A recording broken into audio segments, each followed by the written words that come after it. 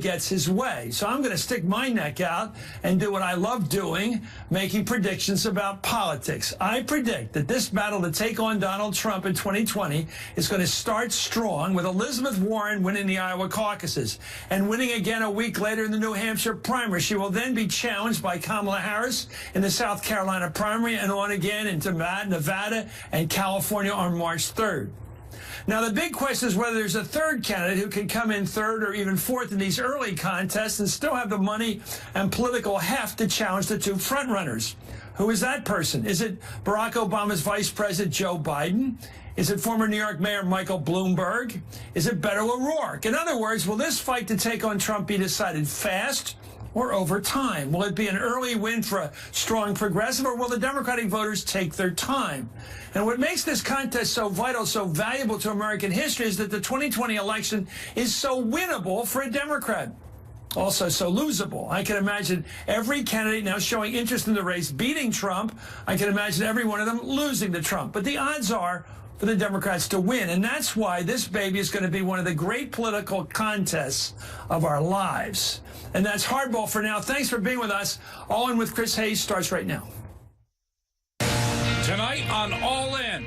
They can name it whatever they can name it. Peaches. I don't care what they name it. The trapped president spins his wheels. They say wheels are medieval too, but some things don't change. Wheels and walls. Tonight, why some Republicans are begging for an emergency bailout as the suffering from the Trump shutdown continues.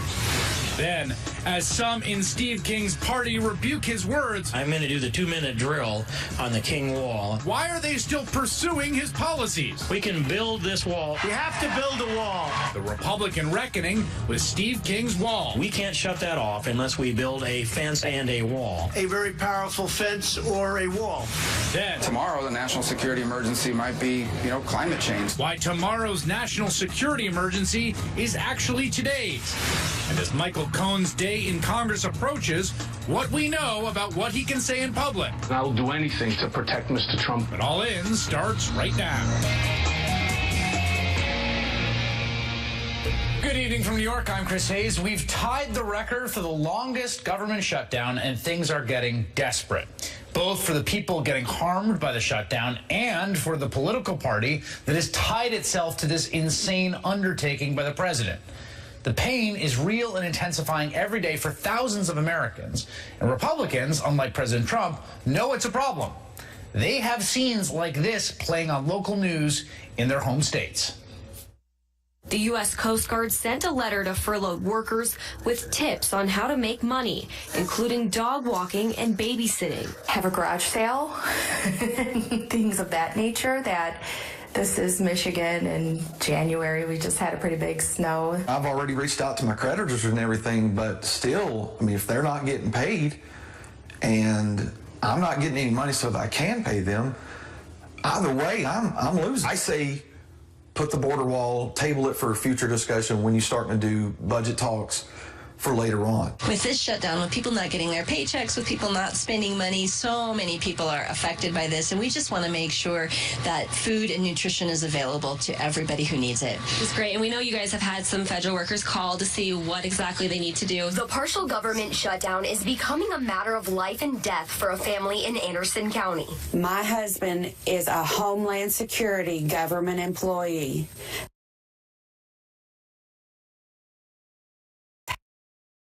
House, and he is not getting paid. I need his insulin. The union president says he's getting questions now from some so desperate they've asked if they could sleep overnight in the parking lot because they're worried they can't fill their gas tanks. And they asked me, is it legal to sleep in the car? And I said, well, what are you talking about? And they're saying, well, I can't afford the commute. I'm very mad. I'm a veteran. I fought for this country. And for you to tell me as an American citizen that you're not going to pay me, I'm very upset. Now, all of that is creating increased political pressure on a Republican Party that is desperate to end the shutdown, but also, crucially, too cowardly to cross the president on this signature idea that, by the way, they all know is dumb. You know that they think it's dumb because from the moment that Donald Trump rode down an escalator and announced he would build a wall, this is what they said. The tragedy of this, though, is that there isn't going to be a wall built, and Mexico's not going to pay for it. They're not building a wall there whose name is on it. If I have time, this is the door, as when the good people come in, the bad people go out. No matter what. I'm not going to try to get into the mind of Donald Trump because I don't think there's a whole lot of space there. I think he's a kook. I think he's crazy. I think he's unfit for office. And I'm a Republican, and he's not. He's not a conservative Republican. He's an opportunist. Lindsey Graham even famously tweeted, quote, "If we nominate Trump, we will get destroyed, and we will deserve it." Then, when Republicans had unified control of government for 2 years, they had the White House, they had the House, they had the Senate, and they could have passed $5.6 billion for the wall if they wanted to, they decided not to do it. But now, here they are with air traffic controllers not getting paychecks, the president spouting off about wheels at every turn, and not even clear what he's demanding. This is where I ask the Democrats to come back to Washington and to vote for money for the wall, the barrier, whatever you want to call it, it's okay with me. They can name it whatever they can name it, peaches. I don't care what they name it. So Republicans are now so trapped by how manifestly dumb this whole thing is that they're begging Donald Trump to do something even dumber. Today, that very same Lindsey Graham tweeting again, quote, "Mr. President, declare a national emergency now. Build a wall now." We've entered a, frankly, pathetic phase in which Republicans are clamoring to give away their power in Congress to the president because they cannot admit that the emperor has no clothes. Joining me now, Senator Chris Van Hollen, Democrat from Maryland. His bill to provide retroactive pay for federal workers passed yesterday in the Senate and today in the House. First, let's start with that, Senator. Does that mean that goes to the president's desk now to be signed? It does, Chris. This was a bill that Senator Cardin and I introduced in the Senate. It passed the Senate yesterday. It passed the House today. It's on the way to the president's desk. Now, here's the catcher. You know, Senator McConnell said that before we passed this in the Senate, President Trump said he would sign it. But, of course, that's exactly what the president's people told Mitch McConnell a number of weeks ago about the bill to extend the continuing resolution through February 8th. So let's hope the president signs it. This is the shameful now, milestone where we're about to break the longest shutdown in U.S. history. And as you said, I saw a lot of these pay stubs from federal employees today with big zeros on them. The bills they're getting don't have zeros. They're bills for mortgages and all sorts of other payments that are due. So I hope the president will sign it. It will provide at least some certainty in a very difficult time for so many people. So where are things now? My understanding is that the House has passed a series of bills all week that they're sitting there. There's some to open a few departments. There's some to open the whole government except for DHS. There's some just to open the IRS so it could deal with refunds. And those are all just sitting on Mitch McConnell's desk, metaphorically? Well, that's exactly right. And, Senator McConnell has essentially been AWOL throughout this whole discussion. He knows that a shutdown is a really stupid idea. He knows it's a waste of taxpayer money. He knows it's hurting millions of Americans. And yet he refuses to hold a vote on the two bills that the House passed more than a week ago now that would reopen the government. And as you know, those bills were picked by the House because Senate Republicans had already supported them in different ways, right? One by a voice vote, the other by a vote of 93-7, the other in the Appropriations Committee on a bipartisan basis. And so, right now McConnell has got the obvious question, why aren't you passing bills that you've already supported? And the answer is he wants to do the president's bidding. I saw a conservative journalist, Byron York, made this point today, and I wanted to get you to respond to it. Basically said, look, if you look at the package of what the White House is proposing now, $5.7 billion, some of it's fencing, some of it's extra beds at the border, some of it's technology, some of it's more staff. The actual details aren't really the wall, so to speak, whether the president calls it that. And in another context, this would be perfectly uncontroversial and bipartisan, and Democrats are just not doing it because they hate the president. What do you say to that? Well, no, that's not the case. The first thing is that we want to reopen the government. We don't think that any president should be holding the country and 800,000 federal employees hostage for any kind of demand. We should be opening the government, and then we can discuss the best approach to border security. And we've always said we're happy to have that conversation. I should point out, Chris, that in the Senate Appropriations Committee, we provided the level of funding the president actually asked for in his budget this year, which was $1.6 billion. This is an important point. The president submits a budget to Congress, correct? That's correct. Okay. That budget, which is made by Mick Mulvaney over at OMB in consultation, presumably with the president, although really who knows, in the White House, he comes to you guys and says, this is what my priority are, this is what I want, and they asked for $1.6 billion for border security. Exactly right. They did not ask for $5.6 billion to build a wall.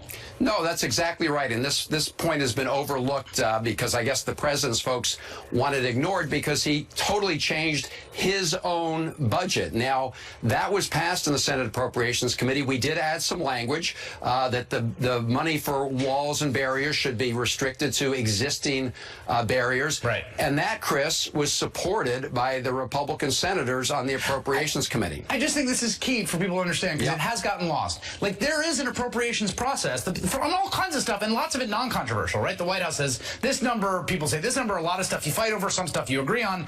On this issue, they just didn't actually come and say, they didn't start with an early ask saying we need $5.6 billion approved for the wall until this last second turnaround at the behest of Ann Coulter. No, but that's exactly right. They asked for $1.6 billion.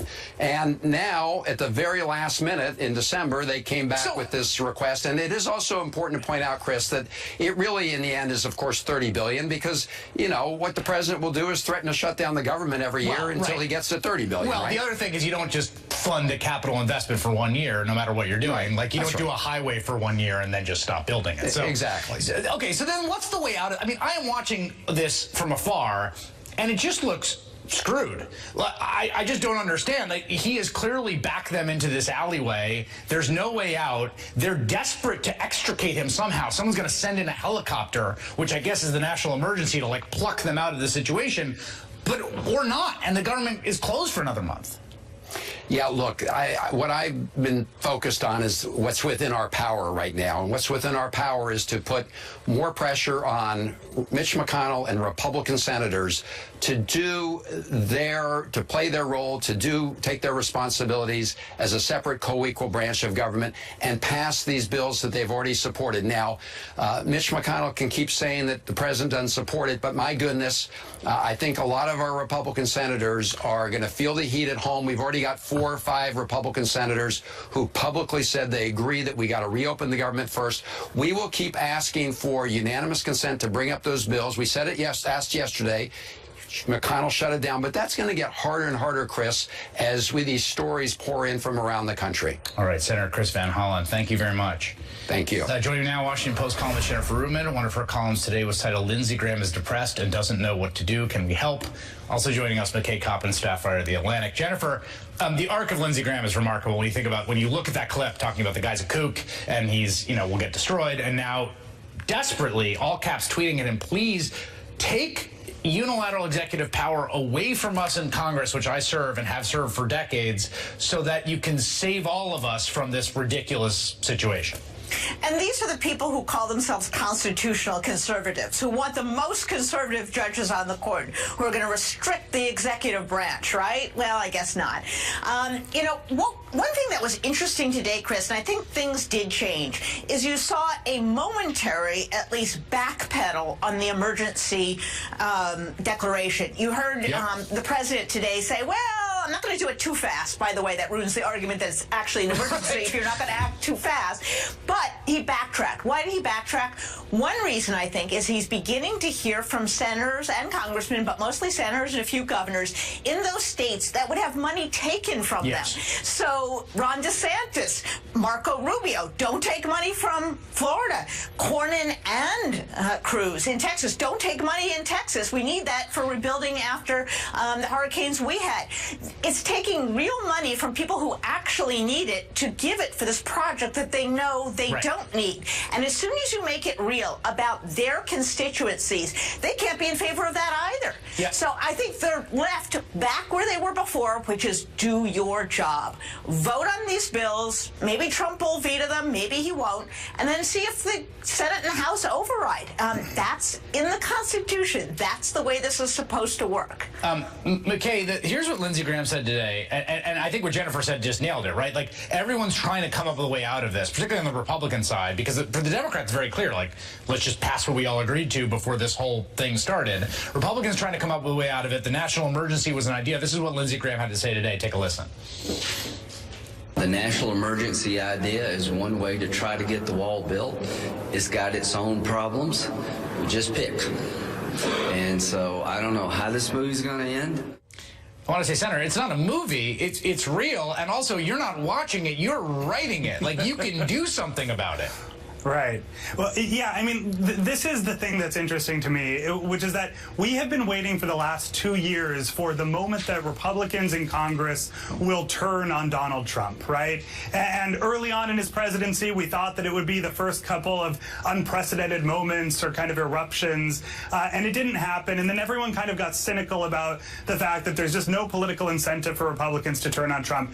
It's almost as if in these past 21 days, the president has been begging congressional Republicans to turn on him, right? He has put them in such a politically precarious situation, and so far they've mostly held their ground, kind of been good soldiers. But you know, if this goes on for another month, I think this could be the moment that, you know, it's not politically advantageous anymore for Republicans to stay loyal to Donald Trump. Yeah, and I think, Jennifer, I wonder what you think of that, because I think, you know, it's amazing how durable that 40% is, right? It's been through lots of things, you know, praising neo-Nazis that murdered a woman, for instance, tearing children away from their parents at the border, right? And it's stayed in that 40%. I wonder, like, is this the place where that starts to break down or not? What do you think?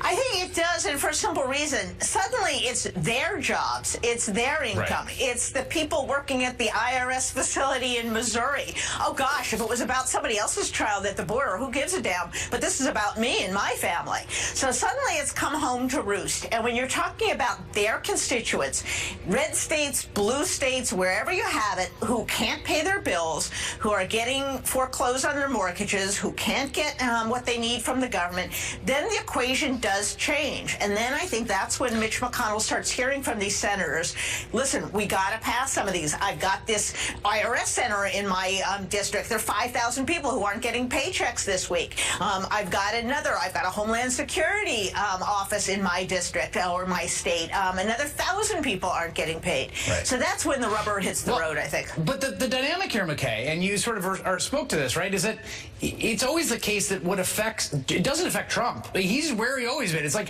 it's a bunch of people walking around, and all of a sudden there's like a high-pitched noise in the room, and everyone's like, oh my God, and there's one person who can't hear it. And everyone's just like, oh God, stop, make it stop. It gets louder and louder. And Trump's like, I don't hear anything. What are you talking about? I don't hear anything. And that's literally, like, that is what we're looking at here. Trump could care less. When he said, I'll keep it closed for months of the year, I think he weirdly kind of meant it. Well, right, because I think this is the hill that Trump has chosen to die on. It's the hill that he signaled that he would die on, 3 years ago when he started running for president and made the wall a centerpiece of his campaign. But you got at it at the beginning of this hour, which is that you showed that Republicans in Congress have always thought this was a dumb idea. Yes. And they came around to it only out of partisan loyalty, out of partisan necessity. But this is ultimately about Trump's relationship to his base, not about his relationship to his party, and certainly not about lawmakers' relationships to their constituents. And the question now is how separable all those relationships are. The abiding theory of the first 2 years is, as Benjamin Franklin said, we must hang together or surely we will all hang separately. And that has been the guiding logic for the Republican caucus. We will see if that holds as we keep going. Jennifer Rubin and McKay Coppins, thank you both. Next, taking issue with Steve King's words, but not his wall. Now, Republicans are finally beginning to denounce racist